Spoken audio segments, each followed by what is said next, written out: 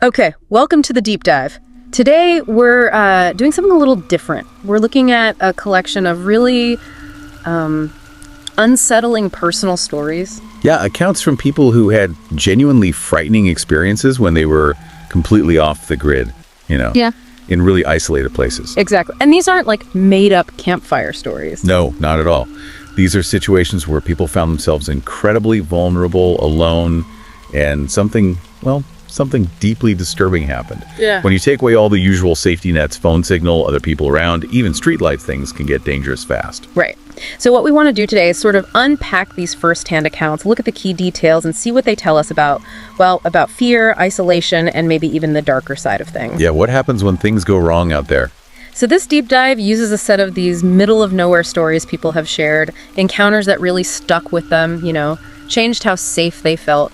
Our goal is to figure out what actually happened, how that isolation played a part, and why it was so terrifying for the person involved. Okay, let's get into it. All right, this first one, it's a road trip story that goes really wrong. Okay. So this person is driving solo Texas to Arizona, takes a remote route, for the scenery, described as completely deserted seeming roads, just endless desert, cacti, shrubs, nothing. Total isolation from the get-go. Yeah. And then the car, it's an older model, starts making these concerning popping noises. Oh no, that sinking feeling. Exactly. It starts to jolt or jump slightly and then just dies, completely broken down, middle of nowhere. And no phone service, I'm guessing. None. 0 bars. Utterly stranded, completely alone out there. And that's it, right there. That's how fast it happens. A normal car problem, something annoying in the city, suddenly becomes a genuine crisis. Because there's no backup. Exactly. No roadside assistance, no friendly neighbor. Yeah. Your lifeline, your way out is just gone. Your vulnerability level just shoots through the roof. So hours go by, just sitting there, waiting. Finally, way off in the distance, headlights. After maybe an hour of seeing nothing, hope, right? Oh. The narrator jumps up, starts waving like crazy, but the car, it just keeps going. It doesn't even slow down, zooms right past. Wow. And the narrator's immediate thought, they felt it was pure evil. I get that. I mean, psychologically, that's brutal. You're desperate. You're counting on basic human kindness, someone stopping to help. Right. And that foam car just blows past you, completely shatters that trust. It introduces this horrible idea that maybe people won't help. Maybe they're indifferent or worse. Or maybe they see you as a target. Precisely. Yeah. It shifts everything from waiting for rescue to potentially waiting for danger. So night falls, it gets dark, cold, still stranded, hungry now too. Then more headlights, a truck this time, it pulls over. A fairly large man gets out. Okay, so relief again, probably massive relief. But also, I imagine, like intense apprehension. Definitely, your brain's got to be screaming, is this person okay? Is this safe? Because you're still totally vulnerable. Yeah. The stakes of this interaction are sky high. And the guy's questions. They weren't about the car, not right away. They were about the narrator. Oh, like what? Like if I was alone, where I was going, Right. why I didn't just call for help? And the one that really got the narrator, if anyone knew I was here. Oh, wow. Okay. Yeah, those are red flag questions. Made the narrator feel really uncomfortable. I bet. That's classic probing. Trying to figure out how isolated you are, if anyone's expecting you, if you'll be missed. Someone genuinely trying to help might ask where you're headed, maybe, but that whole combination, it's sussing out vulnerability. Yeah. Yeah. It bypasses the actual problem, the car, and zooms right in on the person. Exactly. Predatory assessment, potentially. But, what choice did they have? They felt they had to accept the ride. So they get in the truck, they drive for just a few minutes, Oh, okay. and the truck suddenly starts to slow down.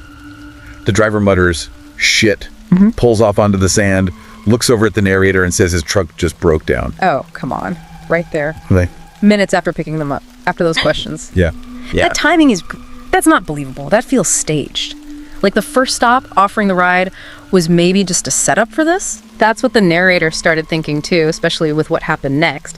The driver just stared at them. Stared. Yeah, for like 5 seconds went by and he was just still staring at me. Silent. Then he asks the narrator to get out and go lift up the hood after he unlatches it. Wait, ask the narrator to get in front of the truck. Yes. And standing there, about to touch the hood, the narrator had this flash, this terrifying thought, picturing him trying to run me over. That silent stare, that's about intimidation, making you feel off balance. And the request to stand in front. After everything else, that's not about fixing a truck. That's creating an opportunity. That gut instinct the narrator had. Chills. Because it sounds like it was spot on. It absolutely was. As the narrator took just one step towards the truck, they heard the engine roar. The man was on the gas. Oh my God, he actually did it. Tried to. The narrator reacted instantly, like half a second later, and sprinted out of the way. Said they would have lost my legs or instantly been killed otherwise. They just ran, bolted into the pitch black desert night. That escalation. From creepy questions to attempted murder in minutes, it's horrifying. Yeah. And the isolation is what enables it, right? He thinks no one will see, no one will know. And escaping into that darkness, terrifying in its own right. Absolutely. You don't know the terrain, you can't see. And then it got worse. Running blind, they heard gunshots. No. Yes. Surely gunshots aimed at me. The thought just hit them. That man was trying to kill me. Believing they were going to die at any moment, they just dove down, stayed hidden until they heard the truck finally speed off, saw the taillights disappear. He was hunting them. Gunshots. I mean, that's pure terror. The darkness is your only cover, but it also means you have no idea where he is or where the shots are coming from. Just unimaginable fear. Somehow they survived the night, just huddled out there, eventually fell asleep on the side of the road from exhaustion, I guess. Unbelievable. The next morning, thankfully, a totally normal couple stopped, saw them, gave them water, drove them to the nearest town, they got help.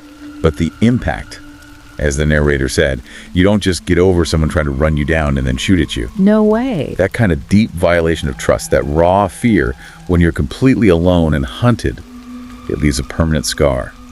Shows the intense psychological damage an attack like that in total isolation can inflict. Okay, let's shift gears now. A totally different kind of isolation, but just as unsettling in its own way. This is about childhood woods near home. Right, a place that's supposed to feel safe, familiar. This account is from someone who described themselves as a loner child. Their special place, their sanctuary, was this small circular clearing in the woods behind their house. It had a stream, a big rock they used for reading. Yeah, for a kid like that especially, that kind of personal spot in nature isn't just woods. It's like their own private kingdom, a safe haven. Totally.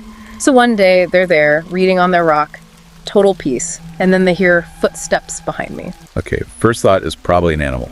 Yeah, that was the first thought. Looked around, didn't see anything. But then heard more footsteps, and this time they sounded faster than I possibly could while trying to remain quiet. Didn't sound like a deer or squirrel anymore. Uh-oh. That shift, when the sound feels wrong, feels deliberate, maybe even evasive, that's when the little alarm bells start ringing in your head. Your brain goes from nature sounds to a potential threat. So feeling uneasy, the narrator heads back towards the clearing, maybe peeking through the trees, and sees something truly violating. Someone is sitting on their rock, No. back towards them, holding their book. Wow. Okay, that's not just a hiker passing through. That's specific. Finding the hidden spot, the personal rock, picking up the book. That feels targeted. It shatters that whole idea of private sanctuary. And then it gets really terrifying. The man speaks. He turns right around to face the narrator, even though they were kind of hidden, watching. He knew they were there. Knew exactly where they were. And he says, I don't know. I don't like this book. That's weirdly mundane. Right. But then he follows it immediately with, I watch you come here a lot. And he has this weird smile. Chilling. Absolutely chilling. That combination, the almost nonsensical comment about the book, then bam. The admission of long-term stalking. It's designed to disorient and terrify. Knowing exactly where the kid was hiding just amplifies it. And the smile. Look. It makes it feel calculated, predatory. The narrator was like 13. Said the reaction was just pure flight response instinct. Makes sense. When the man stood up and took 1 or 2 steps towards me, the narrator didn't think, just turned and ran. Ran all the way home as fast as they could. That pure survival instinct. Faced with something that feels overwhelmingly wrong and threatening, especially as a child, escape is the only thought. Yeah. Get to safety. But the part that really elevates this, the truly haunting part, happened that night. Oh, Middle of the night, the narrator got a knock at my window. at their bedroom window. Yeah, terrified, screamed for their dad. The dad went outside, checked around, found nothing except the narrator's book. It was left outside my window. Oh my God. Yeah.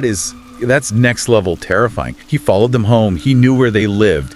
He came right up to the house, to the window, under the cover of darkness. Yeah. That completely breaches the final boundary of safety. The threat isn't just in the woods anymore. It's literally at your doorstep, in your most private space. It turns that sanctuary in the woods into a source of, like, active pursuing dread. The narrator said they never went back to the clearing. Slept in their parents' room for a long time after that. I don't blame them. That kind of violation, knowing someone watched you, followed you, and could reach you even at home, especially for a child. Devastating. Leaves a lasting fear. Okay, next account. Different setting again.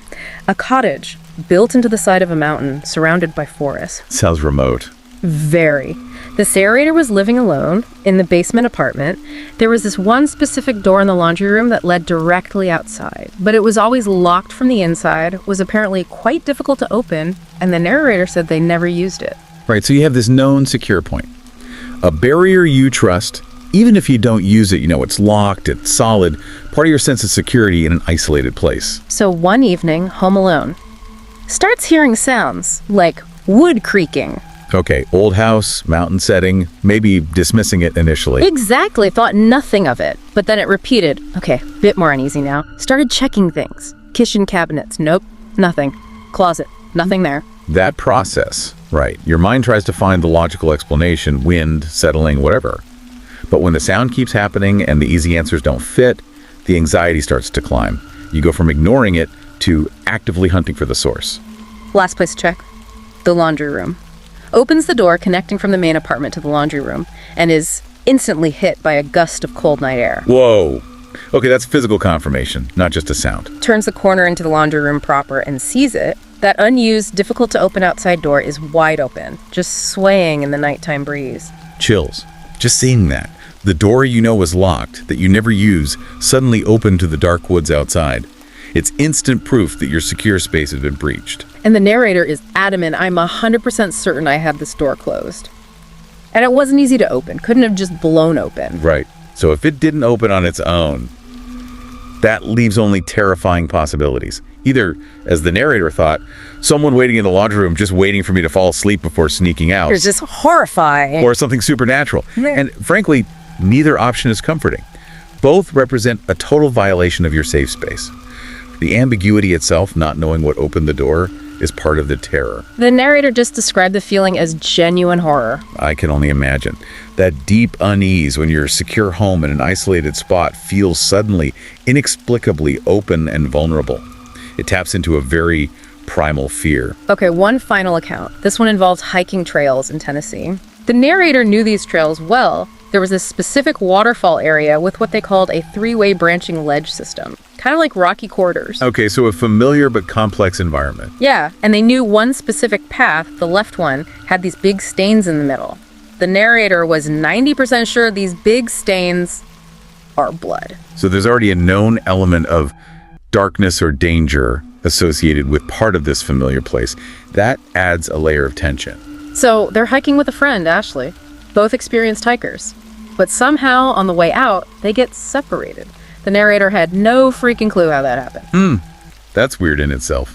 Experienced people on known trails with clear corridors getting separated unexpectedly, it makes you wonder, simple mistake, or was there something else going on? Disorienting. Right, so the narrator takes the right path, then realizes Ashley must have gone left towards the bloodstains, immediately gets that awful feeling, tries yelling her name, yelling a warning about the path, no reply. Oh man, so they start running. Yeah, runs into that left corridor to find her, fearing the worst because of those stains. Then immediate switch from where'd she go to, oh God, she went that way. The known risk makes the separation instantly terrifying. And while running through that corridor searching, the narrator notices something else really unsettling. It got completely silent. I literally heard nothing.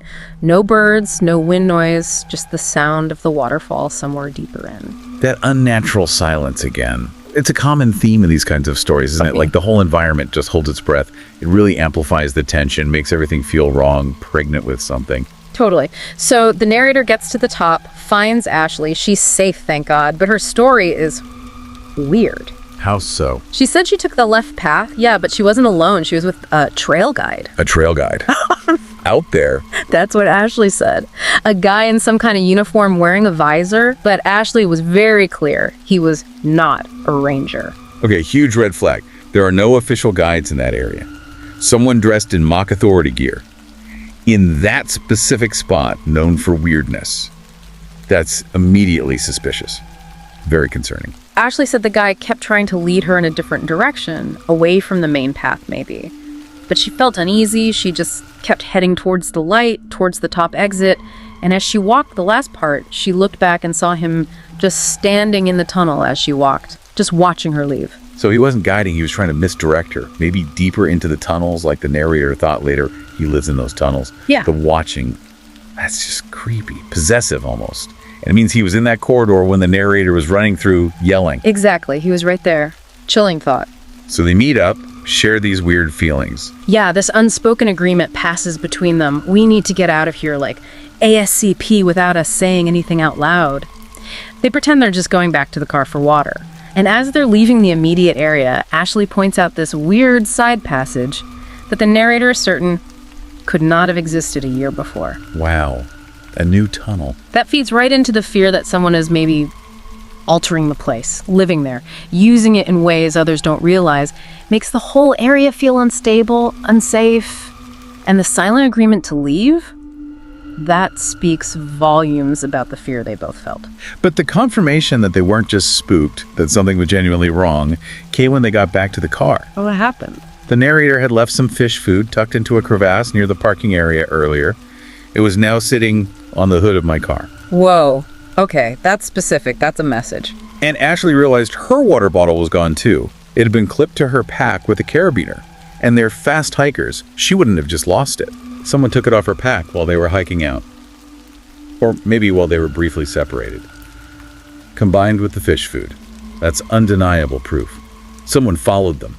Someone knew the narrator's specific action with the fish food. Someone was close enough to Ashley to steal the bottle without her noticing. Yeah. It moves it from just a creepy encounter in the woods to active stalking, tracking them all the way back to the car, showing they could get close, unseen. Absolutely chilling. It extends the threat well beyond the tunnels themselves. Looking back at all these stories, you really see some patterns emerge, don't you? Definitely. Isolation is the huge one. It just creates the perfect storm. No witnesses, no easy escape, no quick help. It makes people incredibly vulnerable and amplifies the terror tenfold when something bad does happen. And that sudden shift, too. From feeling safe or just dealing with an inconvenience to suddenly being in extreme danger. It happens so fast in these accounts. Right. And the presence of these strangers, their behavior ranges from just deeply unsettling and invasive, making your skin crawl, right up to overt violence and attempted murder. It's a terrifying spectrum. The woods stalker, the truck driver. Exactly.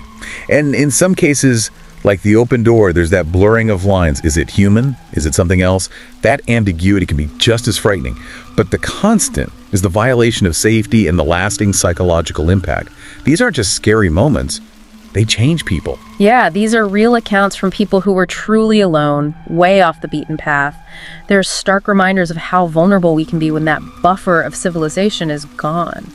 So we've kind of journeyed through these different isolated settings, the empty highway, the childhood woods, the mountain cottage, the remote trail. And each story, in its own way, highlights that while solitude can be peaceful, it can also expose us to, well, unpredictable dangers. Sometimes it might be the environment itself, but often, as these stories show, the danger comes from other people.